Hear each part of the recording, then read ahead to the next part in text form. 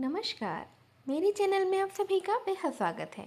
आज मैं आप सबको बताने जा रही हूँ अक्षयवट, प्रयागराज के अक्षयवट के 5000 साल पुराने इतिहास के बारे में। इसे सुनने से पहले आप मेरे चैनल को लाइक और सब्सक्राइब भी कर दीजिए। तो चलिए आइए शुरू करते हैं। संगम नगरी प्रयागराज में दुनिया के सबसे बड़े धार्मिक महापर्व का आगाज हो चुका है और यह बड़े ही अच्छे से चल रहा है। गंगा, यमुना और सरस्वती के संगम में डुबकी लगाने के बाद कई श्रद्धालु कुंभ नगरी के अन्य मंदिरों के भी दर्शन कर रहे हैं। इस बीच प्रयागराज का अक्षयवट भी काफ़ी सुर्खियों में है। संगम स्नान करने पहुंचे ज़्यादातर लोग अक्षयवट के दर्शन ज़रूर करते हैं, मगर क्या आप जानते हैं कि आखिर में इस वृक्ष की खासियत क्या है? अकबर के किले में मौजूद इस पेड़ को औरंगजेब और अंग्रेजों ने नष्ट करने की बहुत ही कोशिश की थी। इस दौरान अक्षयवट तक पहुंचने का रास्ता बंद कर दिया गया। 470 साल तक इस पेड़ के आसपास कोई भी नहीं जा सका था। वहीं 2019 में इस रास्ते को दोबारा खोला गया है। अक्षयवट की पत्तियों को लोग प्रसाद मानते हैं। महाकुंभ में आए वीआईपी मेहमानों को भी प्रसाद के रूप में अक्षयवट की पत्तियां ज़रूर दी जाती हैं। आइए जानते हैं कि अक्षयवट क्यों मशहूर है। मान्यता यह है कि संगम किनारे मौजूद अक्षयवट सदियों पुराना है। पुराणों में इसका जिक्र सुनने को मिलता है। पद्म पुराण में इसे तीर्थराज प्रयाग का छत्र और वृक्षराज कहा गया है। और पौराणिक मान्यताओं के अनुसार तो अक्षयवट के नीचे बने हवन कुंड में सबसे पहले ब्रह्मा जी ने स्वयं यज्ञ किया था। इस यज्ञ में ब्रह्मा, विष्णु, महेश समेत हमारे 33 कोटि देवी देवताओं ने हिस्सा लिया था। तभी से इस शहर को प्रयाग कहा जाने लगा था। दरअसल प्रयाग का मतलब क्या होता है आप जानना ही चाहते होंगे। इसमें प्रा का मतलब होता है प्रथम और याग का अर्थ होता है यज्ञ। और ब्रह्मा जी के स्वयं यज्ञ करने के कारण ही इसे प्रयाग कहा गया था और आज यह प्रयागराज के नाम से फिर से मशहूर हो गया है। अब हम जानते हैं कि क्यों अमर वृक्ष कहलाता है अक्षयवट। इसकी पौराणिक मान्यताएं क्या हैं?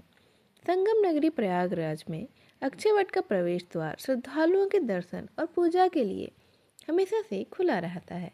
कुंभ में अक्षयवट दर्शन के बिना श्रद्धालु प्रयागराज में स्नान और पूजा पाठ को अधूरा मानते हैं। कुंभ में इस बार सभी श्रद्धालु अक्षयवट का दर्शन और पूजन जरूर कर रहे हैं। अक्षयवट किले में सेना की सुरक्षा में इसके दर्शन आसानी से किए जा सकते हैं। किंवदंती के अनुसार एक ऋषि की तपस्या से प्रसन्न होकर भगवान नारायण ने उन्हें दर्शन दिया था। ऋषि ने भगवान से चमत्कार दिखाने को कहा। भगवान ने पूरे संसार को जलमग्न कर दिया। सब कुछ पानी में डूब गया, लेकिन अक्षयवट सुरक्षित रहा। कहा जाता है कि इस वट वृक्ष के नज़दीक मरने वाला सीधे ही गोलोक यानी कि भगवान विष्णु के स्थान में जाता है। मान्यता है कि अक्षयवट पर भगवान विष्णु बाल स्वरूप में विराजमान रहते हैं। ऐसी भी मान्यता है कि भगवान राम और सीता ने वन जाते समय इसी वट वृक्ष के नीचे 3 रात तक निवास किया था। बताया जाता है जब राजा दशरथ की मृत्यु के बाद पिंडदान की प्रक्रिया आई तो भगवान राम सामान इकट्ठा करने चले गए। उस वक्त देवी सीता अकेली बैठी थी। तभी दशरथ जी प्रकट हुए और बोले कि भूख लगी है, जल्दी से पिंडदान करो। सीता माँ को कुछ नहीं सूझा। उन्होंने अक्षयवट के नीचे बालू का पिंड बनाकर राजा दशरथ के लिए दान किया। उस दौरान उन्होंने ब्रह्मा, तुलसी, गौ, फाल्गुनी नदी और अक्षयवट को पिंडदान से संबंधित दान दक्षिणा दिया। तभी राम जी पहुँच गए। सीता जी ने कहा कि पिंडदान तो कर दिया। दोबारा दक्षिणा पाने के लालच में नदी ने झूठ बोल दिया कि कोई भी पिंडदान नहीं किया गया है। लेकिन अक्षयवट ने झूठ नहीं बोला और रामचंद्र की मुद्रा रूपी दक्षिणा को दिखाया। इस पर सीता जी ने प्रसन्न होकर अक्षयवट को आशीर्वाद दिया कि संगम स्नान करने के बाद जो कोई अक्षयवट का पूजन और दर्शन करेगा उसी को ही संगम स्नान का फल मिलेगा, अन्यथा संगम स्नान निरर्थक हो जाएगा। अक्षय वट वृक्ष के पास कामकूप नाम का भी तालाब था। मोक्ष प्राप्ति के लिए लोग यहाँ आते थे और वृक्ष पर चढ़कर तालाब में छलांग लगा दिया करते थे। 644 ईसा पूर्व में चीनी यात्री वेनसोंग यहाँ आया था। तब कामकूप तालाब में इंसानी नर कंकाल देखकर बेहद ही दुखी हो गया था। उसने अपनी किताब में भी इस बात का जिक्र किया हुआ है।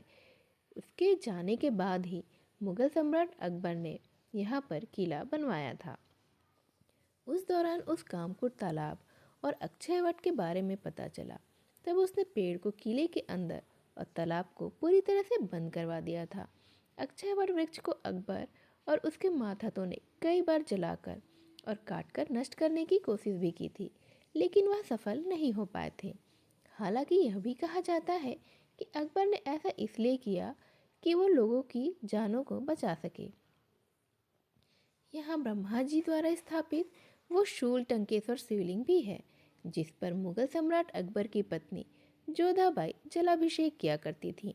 शूल टंकेश्वर मंदिर में जलाभिषेक का जल सीधे अक्षय वट वृक्ष की जड़ों में ही जाता है। वहाँ से जमीन के अंदर से होते हुए यह सीधे संगम में मिलता है। ऐसी मान्यता है कि अक्षय वट वृक्ष के नीचे से ही अदृश्य रूप से सरस्वती नदी बहती है। संगम स्नान के बाद अक्षयवट का दर्शन और पूजन यह वंशवृद्धि से लेकर धन धान्य की संपूर्णता तक की मनौती को पूर्ण करता है। तो यह थी अक्षयवट वृक्ष से संबंधित छोटी सी जानकारियाँ। इसे ध्यान से सुनने के लिए आप सभी का बेहद धन्यवाद। नमस्कार।